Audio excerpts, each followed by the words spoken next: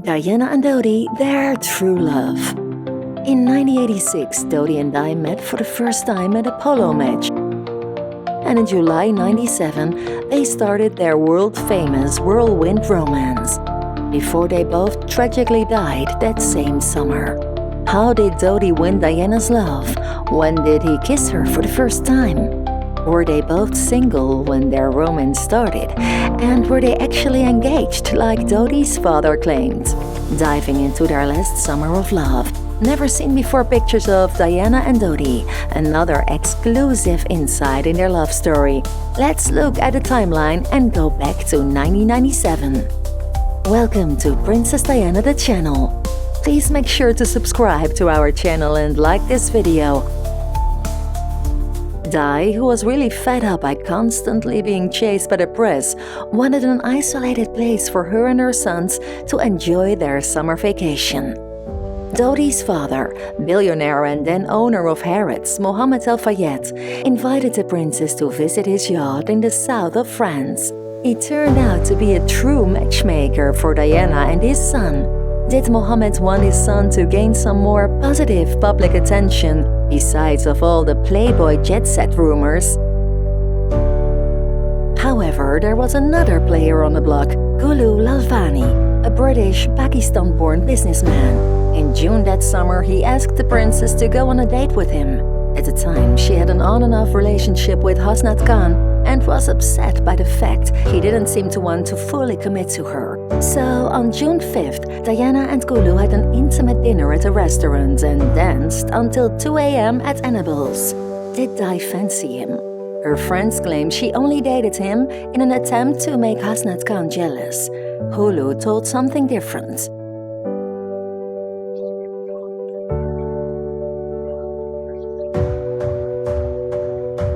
We don't know if this is true, but Di did meet Dodi's family and his son. Dodi invited Diana to come with her boys to Thailand to stay at his luxurious mansion in Phuket. Anyways, Di chose to go to Saint-Tropez with her boys.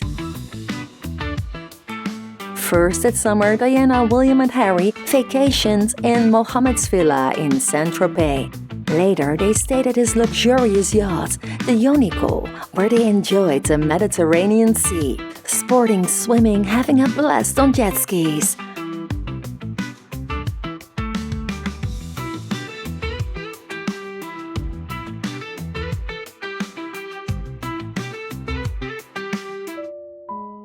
Mohammed's son Dodi was at that time in a serious relationship with American model Kelly Fisher. They were engaged and their wedding was planned in August of that summer. However, Dodi had always fancied Diana, telling his friends he thought she was the most graceful creature he had ever seen. When his father phoned him in his apartment in Paris, telling him that Princess Diana herself was on board of one of the family yachts, spending her holiday, he didn't know how quick to get on a plane to fly to the south of France and board the Unico. His fiancée Kelly flew with him, but of course Dodi was smart enough to place her on another family yacht. That week he was hopping between both yachts, keeping Kelly Fisher satisfied and getting to know Diana. During dinners on the Unico, he tried to catch Di's attention. The Egyptian filmmaker and businessman was well known for his former relationships with famous beautiful women like Julia Roberts, Winona Ryder and Brooke Shields. Considered being a wealthy playboy who loved partying, doing cocaine, spending his father's fortune, and loved the attention of the public eye. During the extended dinners watching the sunset on board of the Unico, Di and Dodi had some deep conversations, telling each other about both their disappointments in life. Diana felt understood by Dodi and loved his charming nature. Did Di already fall in love with him when she flew back to London with her boys? Dodi started to send lavish gifts to Kensington Palace, including a huge box of tropical fruit, a room full of pink roses, a Cartier Panther watch, making it clear he was very interested in the princess and maybe even already blown away by her. Diana reportedly wrote him an affectionate letter to express her gratitude for the trip. Diana, who still was in a relationship with heart surgeon Hasnat Khan, then decided she wanted to break up with him. Hasnat visited Kensington Palace to speak with the princess and left that evening absolutely heartbroken. However, she didn't tell him she met someone else. She only said it would never work out between them due to their different opinions about being in a relationship. That same day, Dodi asked Diana to come back to meet again in the south of France, telling her he started to get feelings for her. So when Prince William and Prince Harry went to spend the month of August at Balmoral, Queen Elizabeth's Scottish estate, with their father and grandparents, Princess Diana returned to the Yonicle. It was July 31. That day, Dodi kissed Diana for the first time. The couple spent the next 6 days sailing around Sardinia, and during their cruise, the lovebirds were photographed embracing and kissing.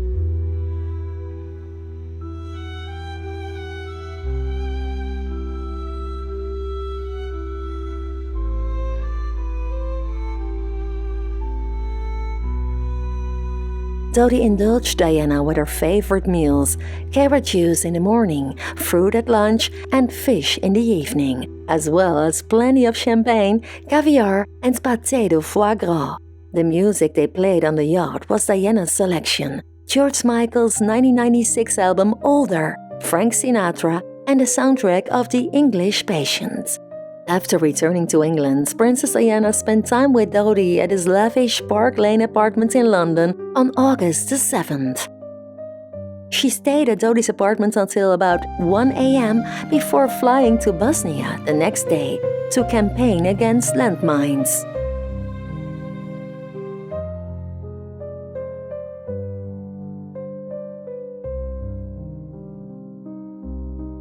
On August 10th, the Sunday Mirror published paparazzi photos of Princess Diana and Dodi embracing aboard the Yonicle. Underneath the headline, The Kiss. August 15, a crying Kelly Fisher appears on TV in a press conference, suing Dodi for abandoning her almost at the altar. Then, for the third time that summer, Diana flies to the south of France to spend the next week aboard the Yonicle to be with Dodi, before returning to their busy, tight schedules at home. Their relationship at this point was constantly in the press, and paparazzi swirled around the yacht while Diana and Dodi vacationed. Dodi's father Mohammed would claim years later that during this trip, Diana and Dodi visited a jeweler in Monte Carlo to select an engagement ring for Diana, which was then sent off to Italy to be resized. However, no one can exactly confirm if this was true. On August 30, Princess Diana and Dodi flew to Paris aboard the Fayed family's private jet. From there, the couple made their way to the Ritz Hotel, which at that time was owned by Dodi's father.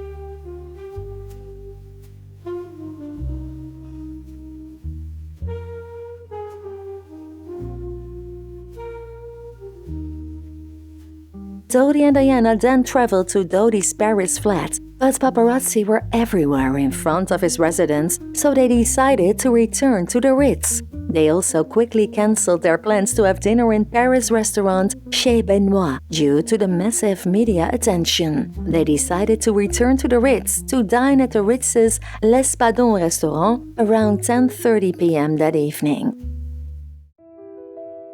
Around 12:15 a.m. on August 31, 1997, Princess Diana and Dodi left the Ritz for Dodi's Paris apartment. The couple sat in the backseat of a black Mercedes, driven by Henry Paul, the Ritz's assistant director of security. The car was driven at high speeds in an attempt to evade the paparazzi that were tailing them. In the tunnel beside the Place d'Alma, the car carrying Dodi and Diana crashed head-on into a concrete support column. There was this huge, violent, terrifying crash, following by the lone sound of a car horn.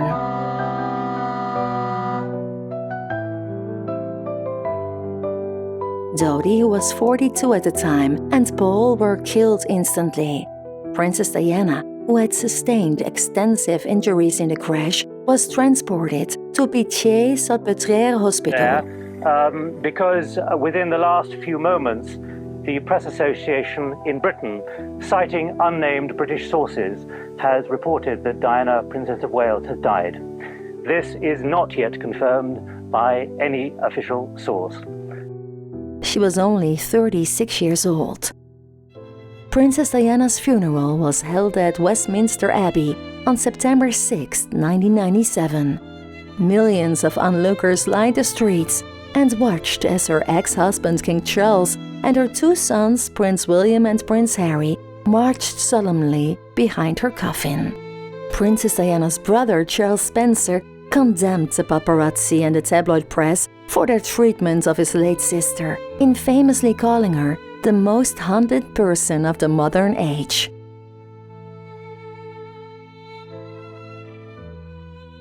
Dodi and Diana being murdered.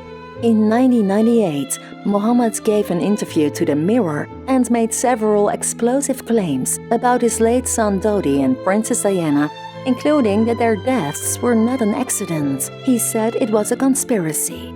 A memorial to Princess Diana and Dodi was unveiled at Harrods department store in 1998. It featured photos of the late couple, a lipstick-smudged wine glass from their last dinner at the Ritz in Paris, and a diamond ring Dodi gave to Diana that last evening. In 2005, Mohammed commissioned a second memorial to honor Diana and Dodi. The bronze statue, titled Innocent Victims, depicted Dodi and Diana dancing in the waves of the Mediterranean Sea beneath the wings of an albatross, which symbolized freedom and eternity.